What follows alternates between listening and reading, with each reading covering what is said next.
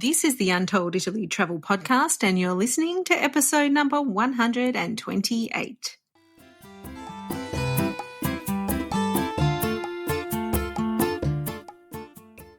Ciao a tutti and benvenuti to Untold Italy, the travel podcast where you go to the towns and villages, mountains and lakes, hills and coastlines of Bella Italia. Each week, your host, Katy Clarke, takes you on a journey in search of magical landscapes, history, culture, wine, gelato, and of course, a whole lot of pasta. If you're dreaming of Italy and planning future adventures there, you've come to the right place.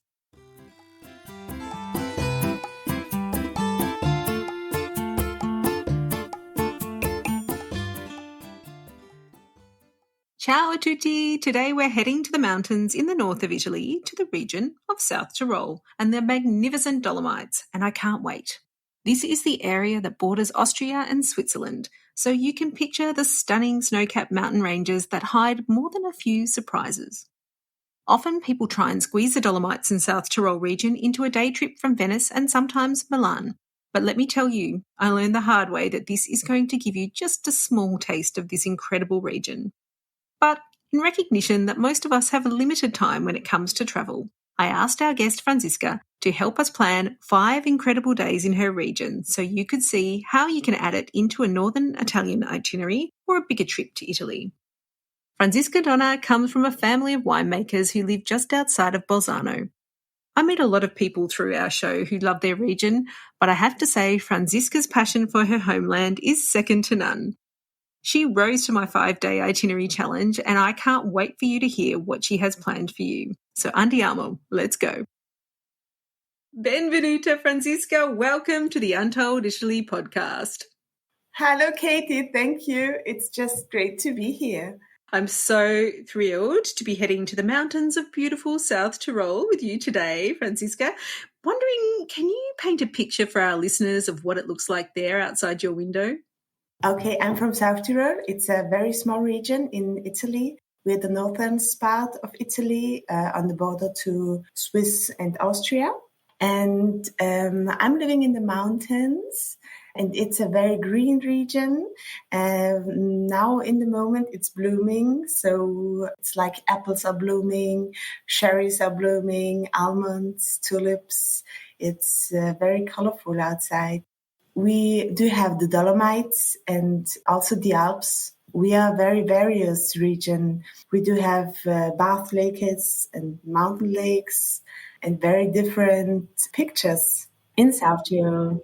We have a million of places, and it's like living in a small paradise. South Tyrol do have also a very nice history. I can imagine it's springtime and it's absolutely beautiful. There's flowers and blossoms everywhere. It must be absolutely beautiful, is it? Yeah, it is. It's magic. If you go outside, it's like a small paradise. Oh, I can't wait to hear more about it. It's so exciting. But first, let's hear more about you. Have you lived in South Tyrol all your life, Franziska? Oh, yes, I have lived all the time here. When I was young, I was traveling around. I love to explore the world. So I knew I live in a paradise, but I was just excited how it is outside. I was traveling around and saw many places too. And always when I came back, it was like, oh, wow, I love it more and more just to stay here. And your family has a big tradition of welcoming visitors to your region too, don't they? Oh, yes. My mom is from a hotelier's family and my father is a winemaker. And so also they knew them. So I'm out of a winemaker's family. And my parents, they live on the winery, and there are 4 apartments. And we are small wine producers. We do have 30,000 bottles a year, and we just concentrate on 4 grapes. 4 different types of grapes. Wow. And are they native to the area? Yes, they are. One of them, it's the Fernet that's very important for South Tyrol, and it's a very light red wine. And we do have a very great terroir for the Chardonnay.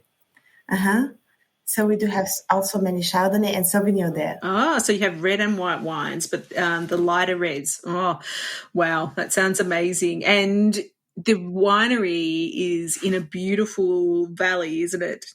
The winery is in Appiano, and that's close to Bolzano. And we are looking to the south. We see Bolzano, and in the backside we see the Dolomites. So that's a beautiful place. And on the other side, there is a mountain with a beautiful castle on, because in Appiano there are many castles. I will talk you later also of an excursion to the 3 castles. There's Castle Hocheppan, Boimond, and Chor. That's a very beautiful place, and from there you can see it's medieval. It's great. There are many history on, and you can see the whole land. It's beautiful to be there. It's like a fairy tale, isn't it? Because you've got the castles and you've got the vines all around, and you can see how these fairy tales came about, I think. Yeah, many people is coming and enjoying just the nature and the places and the castles, the history. Stunning. So let's just take a step back and tell everyone exactly where you are in the geography. We need a little geography lesson here because a lot of people go to Rome and Florence and Venice. So whereabouts are you in the north of Italy? Okay, we are a very small region, and we do have many mountains, and we do just have 470,000 people living in South Tyrol. So it's very, very small. We are the northernmost region or province of South Tyrol, and we cross the border to Switzerland and Austria. Ah, was South Tyrol always part of Italy? No, you can hear that my English maybe is not so Italianized like other Italians. That's because my mother tongue is German. And that's because of the history. And that's very interesting. Before the First World War, we were part of Austria. And after the First World War, we became to Italy. My grandfather, for example, his name was Franz. And after becoming to Italy, his name was Francesco. So for him, it was like changing everything.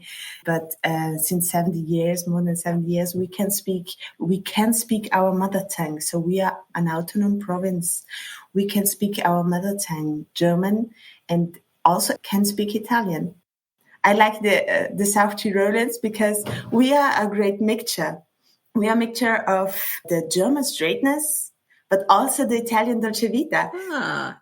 I love it. It's so great. These two mixtures of cultures, which, on the surface are very different, aren't they? Like you've got that, as you say, the German can be very straight and direct and organized. And then Italians have a reputation for being a little bit chaotic. Yes. So we do mix both the cultures. Yeah. And for example, if you go to Bolzano, to the capital of South Tyrol, you will see that very, very good. So it's very nice to see both cultures living together. It's beautiful. Yeah. So you've got Bolzano. So how far is Bolzano from some of the other major cities, just roughly? So you could get there from, say, Milan, couldn't you? Or Venice, maybe? Is that the easiest ways? It's 3 hours to Venice and also 3 or 4 hours to Milan by car. And is it easy to get there by train to Bolzano? You can also reach it by train, and we do have very nice public transports. So it's like the buses are very good organized, also the trains. And in Italy, for example, we do have also the Freccia, and the Freccia is very quick. So to go to Neapel, for example, you just take 4 hours. Also, if by car, normally you get 5 or 6 hours. So it's quite quick. But coming to South Tyrol, I always say it's good to have a car with, because there are so many places also up to the mountains where it's just you can be there alone. And if you have a car, it's easier. Yeah, for sure. I can imagine that it is. So we know we're up in the north on the border of Switzerland and Austria. Yes. And so when you picture that, you obviously picture these beautiful mountain ranges and green pastures. But I think the landscape is actually a little bit different to Switzerland and Austria, even because you've got these spectacular Dolomites, which are different, aren't they? Oh yes, the Dolomites are so great. I love them. It's like a stone. The Dolomites is it's just a stone. It's different, and it's so powerful, and it's so magical. It's so huge. Also, if you go, for example, to the Seiser Alpe di Siusi, if you go there, that's a plateau on 2,000 meters, and it's green, and it's just wait, and it's just pure nature. There's just nothing, just some mountains and some cows, and it's great because it's so huge. It's so free and so powerful.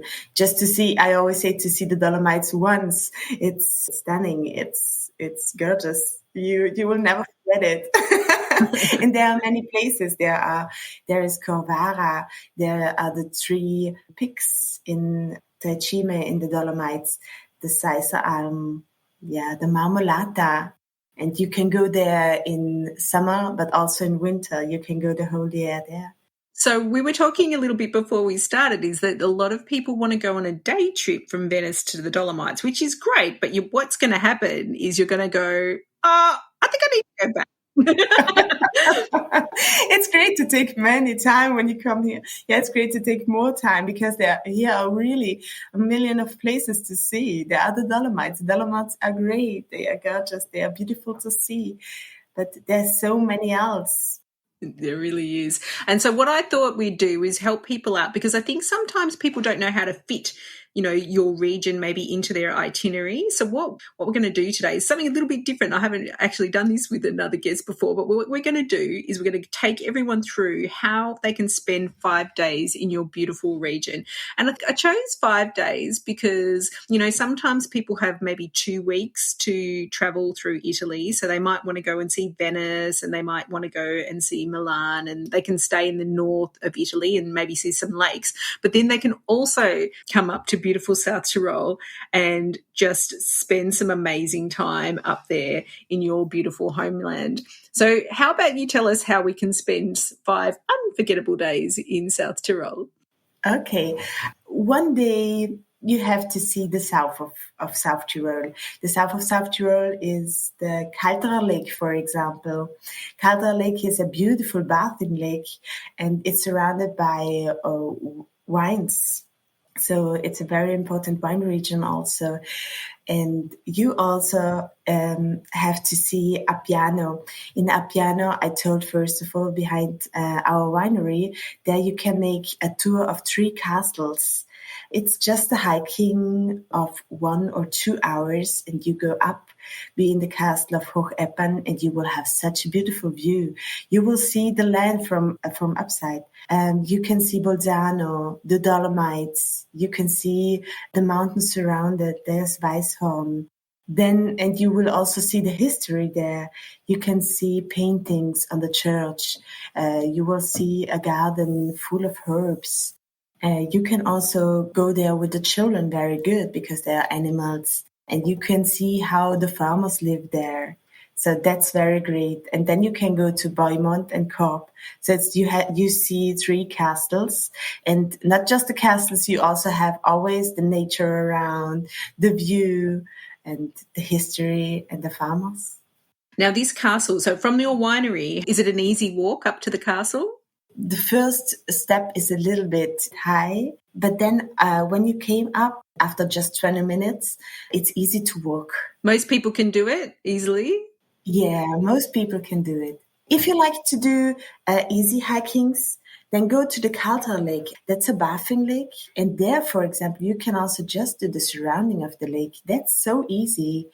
And everybody can do that. That's beautiful. And you will also see a beautiful view and see South Tyrol from the wine side. Okay, let's say it like this. But people think, oh, hang on, I'm up in the mountains. Do I want to go swimming in this lake? It might be really, really cold. Oh, yeah, but you can swim there. There are also surfers. They do the windsurf there. Oh, yeah. But it's also, the climate is not probably what people would expect, though, is it? No, the south of South Tyrol is very Mediterranean. Yeah, it's also very, very hot. It's like you can pass the summertime there. You can have a swim. It's not when I think of a mountain lake, I think it might be freezing cold, but it's not. It's hot, isn't it? It's very interesting also that Appiano, for example, it's just on 270 meters. It's not so high. So that's also very interesting in South Tyrol because the valleys, they are on the foots, they are not so high. They are on 200 meters or 300 meters. So that's because it's so hot. Also Merano, for example, it's also in the valley and it's very hot because it's like the mountains surrounded. They are going to be high, but down it's very hot, and that's because it's low, and that's because it's so hot there. There you go. So if you come in summer, then it's good to stay near the lake so you can cool off after you've done your hike up to the castle. Yes. And when it's too hot, you can go up to the mountains just to cool down. So I did take a peek at this. I'm going to say this incorrectly, I'm sure. Castelhockepan? You better say it for me. Hochepan, yeah. Hochepan. And it is like out of a fairy tale, isn't it? It's got the turrets and it's got the square and it's looking over the valley and it's just beautiful. And I actually saw that you can actually go to a tavern up there too. So you can go for a walk and you can have your wine or your beer or something like that in the lunch. Oh, yes. You can also go, a little bit nearer by car and then just have a small walk to reach the castle and just have lunch there or just enjoy. Yeah, amazing. So I think I better mention to everyone as well, we're going to probably be dipping in and out of German and Italian because each of the places has two different names, doesn't it? So yeah. Yeah, that's true. Yeah. So the lake that we mentioned that's the natural bathing lake is called Caltera Lake, right? Caltera Lake, yes. And in Italian, it's called Caldaro, is it? Caldaro, yes, that's true. Yeah, that's important to say because they really, when you go through South Tyrol, you will always see two names, always the German and always the Italian name. Yeah. It can be a little bit confusing if you're looking it up on like Google Maps or something, because I don't think Google's quite figured out the geopolitical situation in South Tyrol. That's true.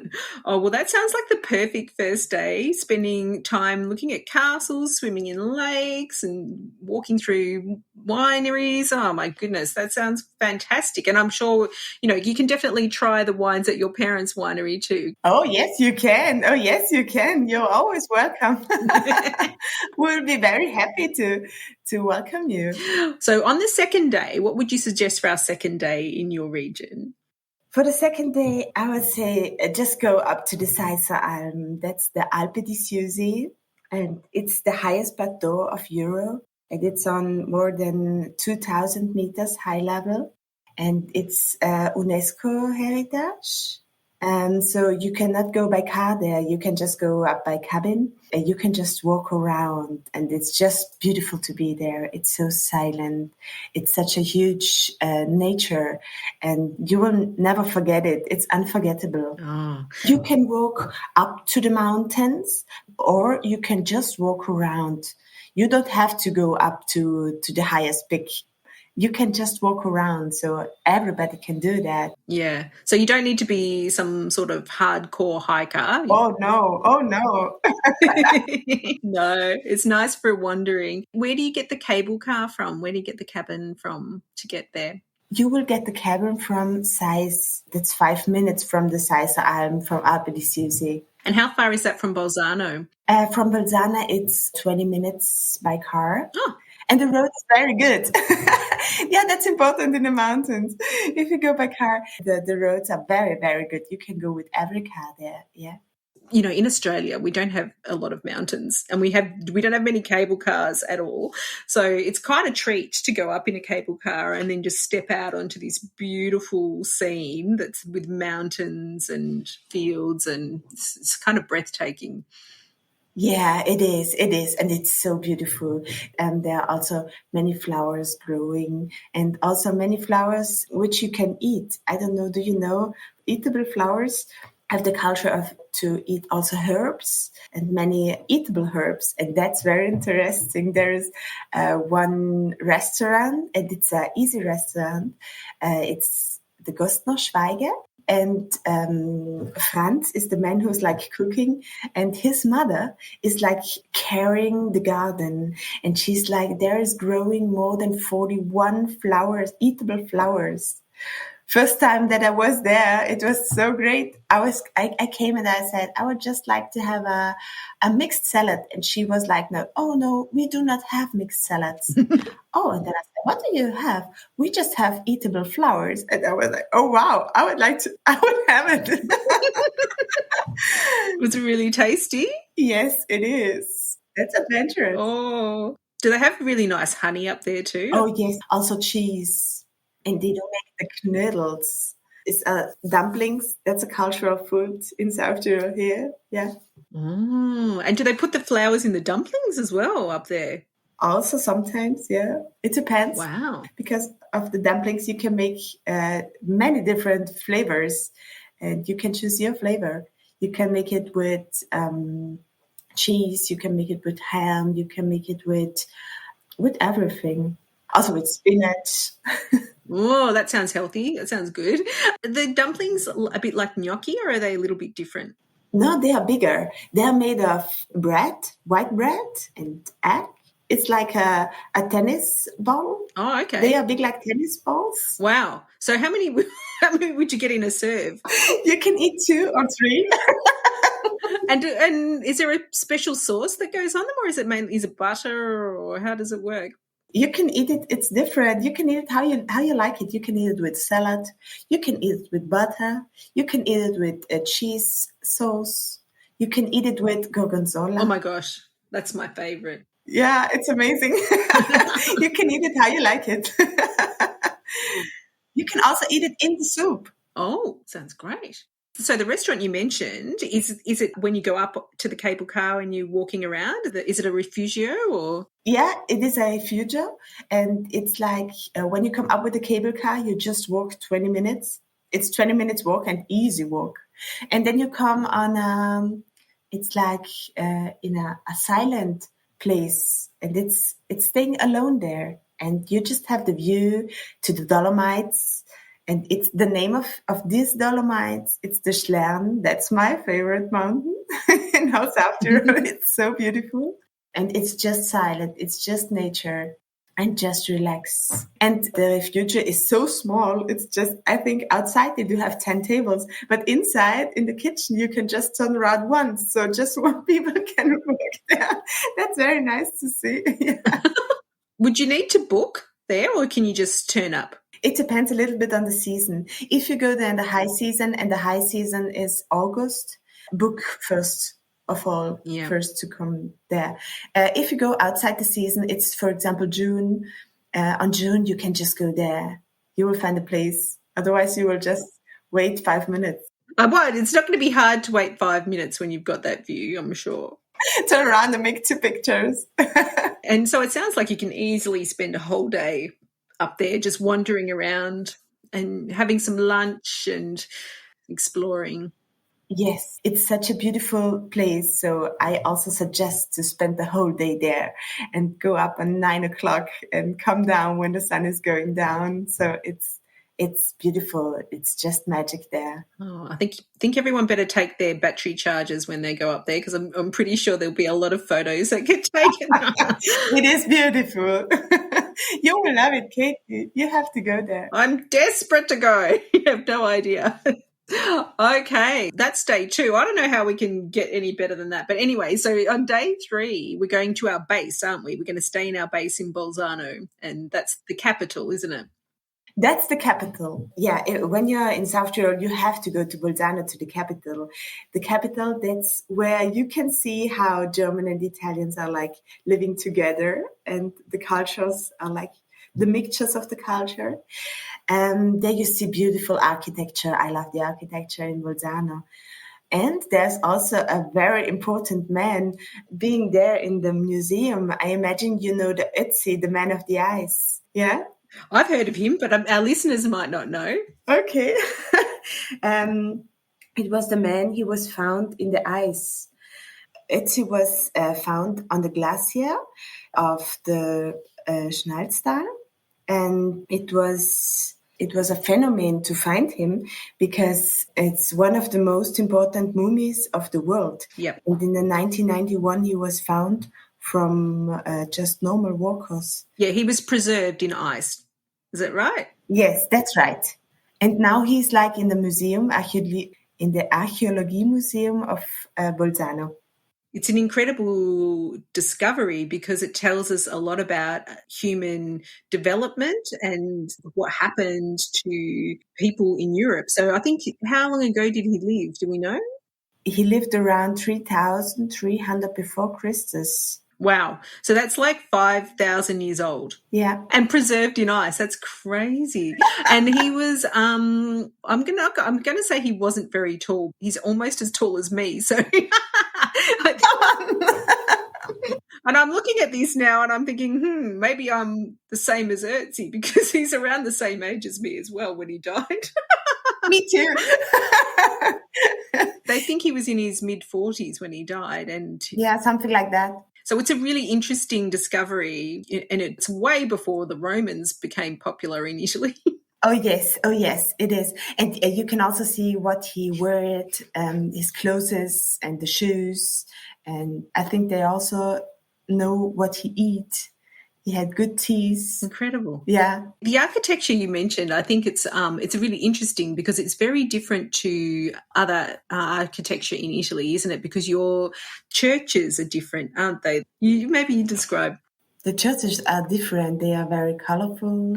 They are also very rich. So we have many gold in the churches because the religion was also very, very important for the South Tyroleans. Also for the time, for the history, when, for example, the church, it's like the church was very important in the World War or after the World War because they was like them who said, we will stay here and we will take our culture here and the religion will help us. God will help us to stay here and just to live our culture and also our language. Yeah, it's really interesting because I can imagine it would be quite traumatic for the people to be pulled from one country to another. It's not... It's a very interesting story. Who's like interested in it? Yeah. And the churches have the dome on top, don't they? Which is unusual. They're not a straight... They're not a straight... Mm-hmm. Many of them have the couples. In South Tyrol, you can see many, many churches. Also Lana, for example, where I'm based. It's like we are a very important church town because we have more than 24 churches here. Wow. How many people in your town? Oh, 10,000. Wow. That's a lot of churches. Yeah, but it's very nice because you see also many farms. Okay, the farmers are very important for South Tyrol and many farms, they have their own church. Oh, right. Okay. It's like some of them are like a small town, yeah. Okay. So it's back to Bolzano. Do you have a very nice market there? Like, is there a farmer's market in Bolzano? We do have in the towns, we do have once a week, we do have farmer markets where we can go and just have the seasonal products. We have fresh fruits, vegetables, salads, eggs, also ham, speck, also flowers. They bring everything what they have. That's beautiful to see. I love the markets. And they make it in the capitals. They make it in Bolzano, but also in every small town in whole South Tyrol. Because there's a beautiful piazza in Bolzano, isn't there? Oh, yes. At Bolzano, there is a fruit market. That's every day. They bring flowers, fruits, vegetables. That's beautiful to see. I think it's really interesting for people, you know, like that live in our cultures where everything is at the supermarket, really, you know. So for something to have a market there every day with fresh fruit and vegetables, that's amazing. Yeah, that's amazing. You see fresh fruit is like how it is. You can see the difference. You can see the difference in this. Also, the supermarkets, they do have good fruits and vegetables here in South Tyrol. But I mean, you see the difference when you go to the market of a farmer. It's like fresh. It's like full of life. Oh, I love a market. You can really see the character of the town when you go to a market because you know the local people are coming to do their shopping and you know you see what they're eating and I love it. And when you go to Bolzano, I also suggest to see, we do have a very important alpinist here in South Tyrol, and his name is Reinhold Messner. And I think that many people know him. He was the man who see Yeti, and for me, it's an important man. And he have many museums in a whole South Tyrol. And close to Bolzano, there's one of the museums, my favorite one, it's Firmian. And that's also in the castle, and from where you see Bolzano and the whole surroundings. And you see how in the whole valleys. So it's a very central point, and he's like showing what he saw in his expeditions when he was in the Himalaya or something like that. And it's also mixing it or recovering it with the mountains in South Tyrol. So he's from the area, and the mountains inspired his travels around the world, but now he's brought them back to the area to share them with everyone. Yes. And also saying that the Dolomites, how we do have the Dolomites in our South Tyrol, you will never see mountains like this. No, you can't. Even if you go to Switzerland or Austria, it's so different, like the terrain. I think people think that it's going to be similar, but it's actually not. It's actually very different. So we spend a day in Bolzano. This is fantastic. I don't know how we're going to fit all this into 5 days. So my mind is being blown here. So now what do we do on day 4? On day 4, I will just tell you some favorite places, and then you can choose where you like to go. For example, I love Corvara. Corvara is also a town in the Dolomites, and you can do hikings, like not so hikings for everybody. But you're in the middle of the Dolomites. It's such a beautiful view for me always. Or you can go to the Renon. Renon is a town above Bolzano. And there is a natural phenomenon. There are earth pyramids. It's a famous place. And the pyramids, they do have a stone up. And it's like just the nature is making it. No hands are like making them. It's just the nature. I'm looking at a picture of it now, and they're kind of rock formations, aren't they? Pyramids, and it's like they are going high, and on the top is a stone. Yeah, they kind of look like shards of stone. Like if you can imagine a shard of glass, but they're a shard of stone going up high. Yeah, spectacular, amazing. Yeah, it is. And if you like, I would really like to talk a little bit also about food and what we do have in South Tyrol here. Yes, please. Yes, we always love a big chat about food on this podcast. Yeah, when you are in Italy, food is always very important, I think. And in South Tyrol, we do have many local restaurants and small local restaurants, and they are very, very good. And what you find here is very good cheese. We do have cows. We do have many milk, and they make good cheeses. Also raffinateurs, who is like making special cheese. And we have speck. That's speck. It's like bacon. Yeah. So the South Tyrolean speck is very famous for the area. And then we have the knödels, the dumplings. We talked first about it. It's the dumplings are made of bread, and you can make it in which flavor you like. You can make it with spinach, so they were green. You can make it with cheese. You can make it with speck, but you can also make them sweet. You can make them with albicocks, for example, and fresh cheese like ricotta. So that's very, very nice and interesting. When you come to South Tyrol, you have to eat it. Can you go? It sounds like you could go on a dumpling tour. You could just try all your little noodles. Oh, yes, you can do that. The thing that I really think is really important about the cheese as well is you can really taste the difference from a cow that's been up in the mountains eating the fresh grass, organic by nature, like not even trying to be organic, and its taste amazing. Oh, yes, it is. And how I told, first of all, we do have many vineyards, also vins, wine. Okay, we do have many agriculture, and it's like mainly apples and wine. growing here in the region. So we have many apples. The South Tyrolean apple is very important for the region and for the agriculture, for people, for the farmers. When you're here, I also suggest to eat apple strudel. Okay. You will know what I mean when you had it. It's gorgeous. It's like, wow. It's like with cinnamon and rosins and yeah. I've had apple strudel. I feel like this is going to be the next level of apple strudel, the best one I've ever tasted, you know. Like I've had apple strudel in Austria, but I bet this is better. Okay, come on, you have to try you have to try the South Tyrolian one. I will. Don't worry about that. It's going to be great. And the wine, is it, so you mentioned in your family's wine, you've even got Chardonnay. And is it those wines that you make in your family's vineyard, does pretty much everyone make the same type of wine, or is there different varieties that people would try? No, there are different varieties. We do have 3 autochthone vins. It's the Gewürztraminer, Vernatsch, and Lagrein. These are our 3 autochthone sorts. But we do have many, many wine growing here. We do have a special terroir for the Pinot Noir, for example, because they like cold nights and hot days.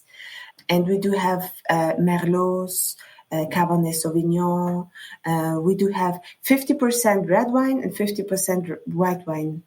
And Chardonnay, Sauvignon, Pinot Blanc, Pinot Gris, they are like growing here. Would you say you have more white wines there than most areas of Italy?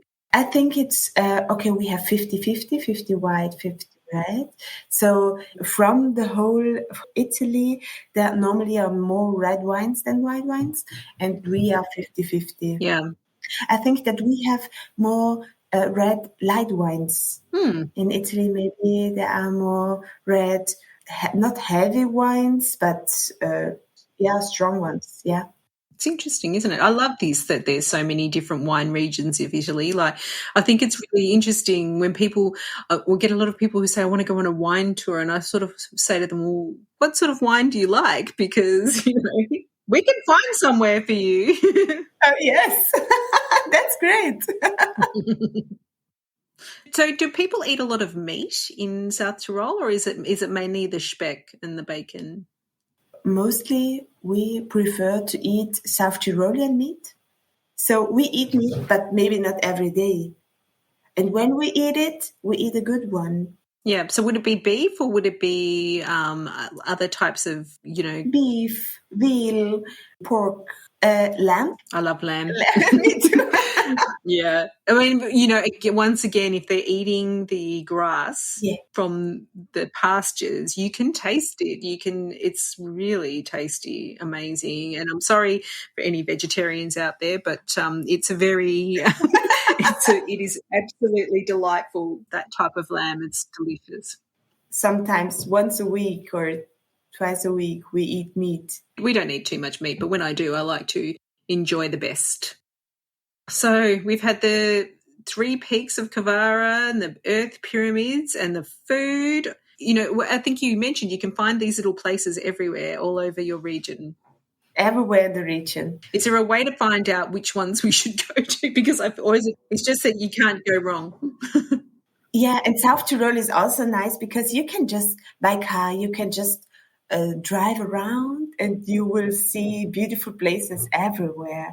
And you will also see the small towns, how they are made. It's like there are towns with just 1,000 or 2,000 people living there. So they are very small. Some, they are just living on the mountain. It's beautiful. Also, Merano is beautiful. Yes, Merano is a very important city also for South Tyrol, with a very mild climate and many botanical, many flowers and everything growing. It's like from the kiwis to the lemons and orange. It's like bananas. Everything is growing here. Do you make cider there? Yes, we do have cider apple drinks, apple cider, and also grape cider. Yeah. Oh, my goodness. All right. So I don't know how we're going to do this, but this is the last day of our trip to South Tyrol, the day 5. What can we do on day 5? We can go to the border to Austria and Switzerland. There's a lake, and that's a mountain lake now. And it's quite famous. It's the Reschen Lake, and it's on Curon. Since some years, we do have also a Netflix film from Curon, and it's the Reschen Lake. And the Reschen Lake is quite interesting because there is the tower of a church inside, and that's becoming from the history.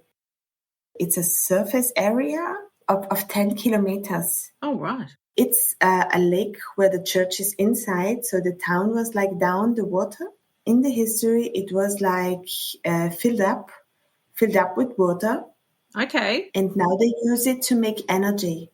It's a hydroelectric power source. So they flooded the town. Yes. Wow.